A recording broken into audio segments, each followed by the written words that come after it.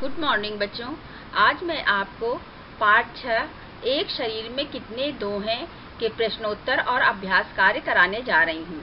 तो आप नोटबुक खोल लीजिए और लिखना शुरू कर दीजिए।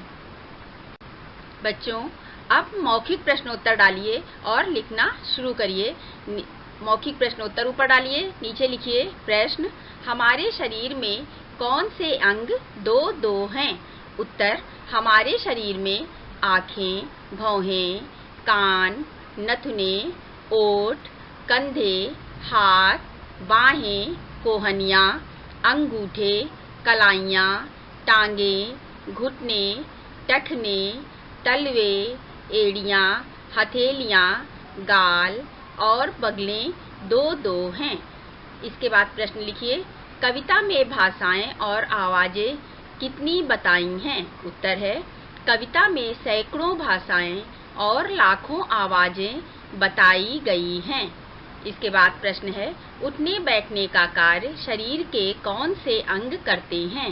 उत्तर है, पैर, घुटने और टखने शरीर के उठने बैठने का काम करते हैं।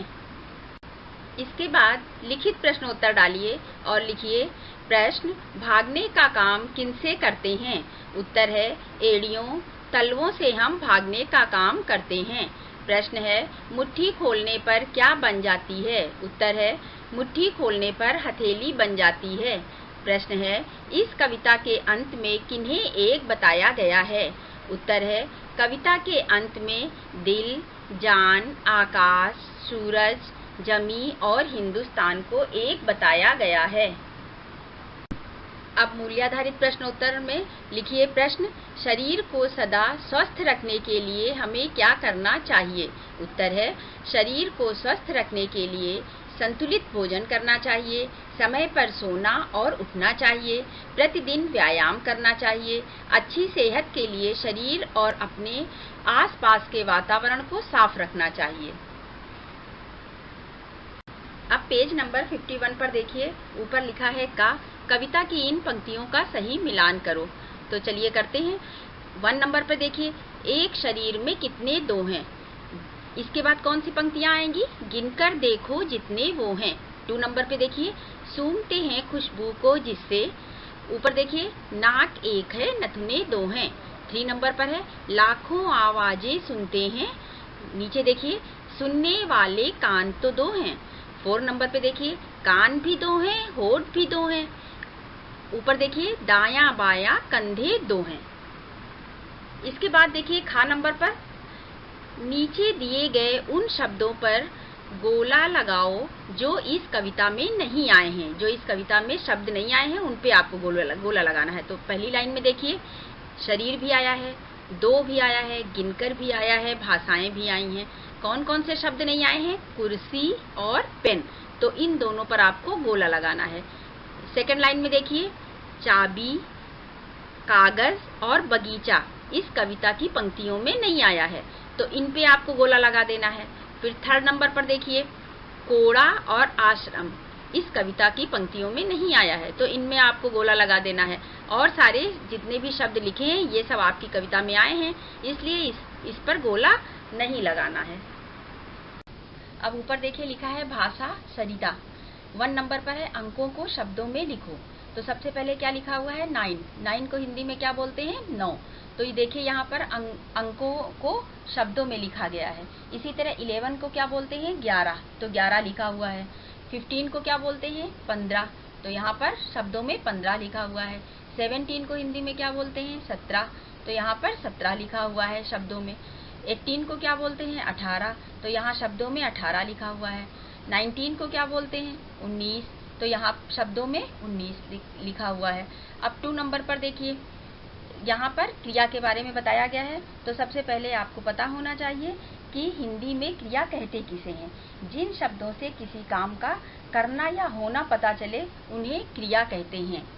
जैसे देखना, सूंघना, सुनना, उठना, बैठना, ये सब क्रियाएं हैं, वर्ब्स हैं। इनसे हमें किसी काम के करने या होने का पता चलता है। इसी तरीके से कुछ और क्रियाएं आपको लिखना है।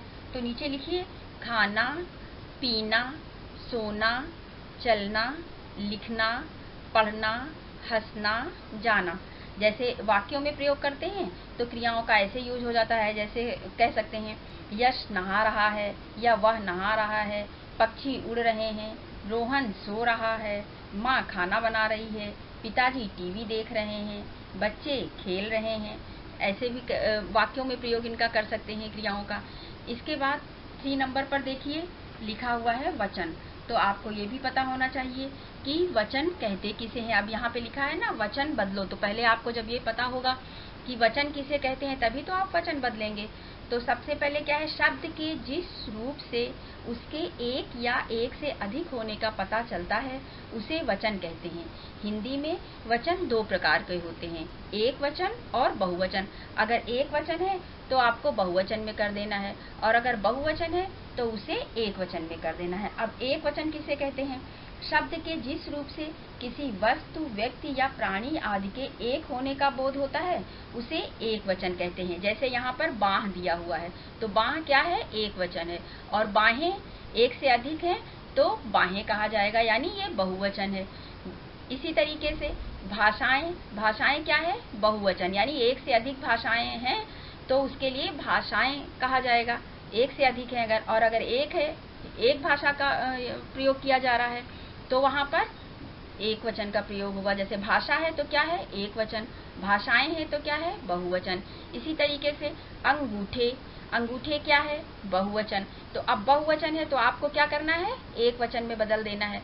तो अगर एक वचन में बदलने को क्या कहा जाएगा, तो आप क्या लिखोगे, अंगूठा, यानी एक अंगूठा है। अगर एक से अधिक हो गया, मान लीजिए 2 अंगूठे की बात की गई, तो वहाँ पर अंगूठे हो जाएगा, वहाँ पर अंगूठा नहीं कहा जाएगा। इसी तरीके से चिड़िया, एक चिड़िया है यानी एक वचन है तो चिड़िया बोला जाएगा, और अगर एक से अधिक चिड़िया हैं तो उन्हें चिड़िया बोला जाएगा, यानी एक से अधिक है यानी बहुवचन में है। इसी तरीके से नथुना एक वचन है और नथुने बहुवचन है। कलाई एक वचन है, कलाइयाँ बहुवचन है। आँखें बहुवचन है और आँख एक वचन है। आवाज़ एक वचन है, आवाज़ें बहुवचन है। कंधे बहुवचन है और कंधा एक वचन है। तो यहाँ ऊपर देखिए 3 नंबर पे लिखा हुआ है ना वचन बदलो, तो वहाँ पर आपको क्या कर देना है, अगर एक वचन है तो उसे बहुवचन में कर देना है, अगर बहुवचन है तो उसे एक वचन में कर देना है। इसी तरीके से अब देखिए एक वचन किसको कहते हैं, मैंने एक बार आपको बताया है, दोबारा सुन लीजिए। शब्द के जिस रूप से किसी वस्तु, व्यक्ति या प्राणी आदि के एक होने का बोध होता है उसे एक वचन कहते हैं। अब जैसे पुस्तक, बच्चा आदि ऐसे भी बोल सकते हैं। बहुवचन किसे कहते हैं, शब्द के जिस रूप से अनेक वस्तुओं, व्यक्तियों या प्राणियों आदि का बोध होता है उसे बहुवचन कहते हैं। जैसे पुस्तक है तो क्या हो जाएगा, पुस्तकें, बच्चा है तो क्या हो जाएगा, बच्चे, वो क्या हो गया, बहुवचन हो गया। अब यहाँ पर देखिए लिखा हुआ है विषय संवर्धन गतिविधियाँ, सब्जेक्ट इनरिचमेंट एक्टिविटीज, फिर नीचे है रुचि के अनुसार कोई एक करो, डू एनी वन। तो मैं यहाँ पर आपको एक करवा दे रही हूँ।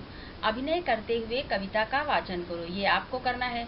आँख में अंजन, दांत में मंजन, नित कर नित कर नित कर, नाक में उंगली, कान में तिनका, मत कर मत कर मत कर। इसे आपको बार बार 3 टाइम्स, 4 टाइम्स, 5 टाइम्स बार बार आपको सस्वर वाचन करना है, फिर आपको ये लर्न हो जाएगी।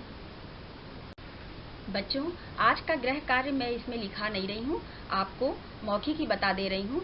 जो अभी मैंने प्रश्नोत्तर लिखाए हैं पार्ट 6 के, मौखिक प्रश्नोत्तर, लिखित प्रश्नोत्तर, मूल्याधारित प्रश्नोत्तर, इन्हें आप लर्न कर लीजिएगा अच्छे से। इसके बाद जो ये कविता है एक शरीर में कितने दो हैं, इसका सस्वर वाचन करते हुए लर्न कर लीजिएगा। फिर मैंने सब्जेक्ट इनरिचमेंट में एक्टिविटीज़ में जो मैंने 4 लाइन्स आपसे कहा है कि अभिनय करते हुए इसका वाचन करना है, तो इसे भी आप 3 टाइम्स 4 टाइम्स इंजॉय करते हुए इसे लर्न कर लीजिएगा। इसके बाद जैसे आपने लेसन 1, लेसन 2, लेसन 3 के क्लास टेस्ट दिए हैं, बहुत से बच्चों ने बहुत अच्छा किया है, लेकिन कुछ बच्चे ऐसा कर रहे हैं जो 3 टाइम्स 4 टाइम्स सबमिट कर दे रहे हैं, तो उनके नाम लिस्ट में बार बार आ रहे हैं, जिससे मुझे परेशानी हो रही है, मुझे कट करना पड़ता है उन्हें, और बार बार वही नाम आ जा रहे हैं। तो आप लोग ऐसा मत कीजिए, पहले आप सारे प्रश्नोत्तर क्लास टेस्ट के पढ़िए, उसके बाद उसमें ऑप्शन देखिए कि कौन कौन से ऑप्शन है, फिर आपको उसमें जो ऑप्शन सही लगता है उस पर क्लिक करिए, फिर एक बार आप उसको पढ़िए, उसके बाद सबमिट कीजिए। और ये बार बार आप सबमिट कर देते हैं, ये आपको नहीं करना है। इसके बाद अब लेसन 4 का मैं चूज़ों से दोस्ती का क्लास टेस्ट 23/7/2020 को लूँगी। तो इसमें भी जैसे मैंने आपको मौखिक प्रश्नोत्तर, लिखित प्रश्नोत्तर, मूल्याधारित प्रश्नोत्तर लिखाए हैं, शब्दार्थ लिखाया है, शुभलेख लिखाया है, वो सब आप लर्न कर लीजिएगा। अभ्यास कार्य जो कराया है वो आप अच्छे से लर्न कर लीजिएगा। तो मैं आशा करती हूँ कि आप इसी तरीके से 10 आउट ऑफ 10 लेके फिर से आएंगे। धन्यवाद।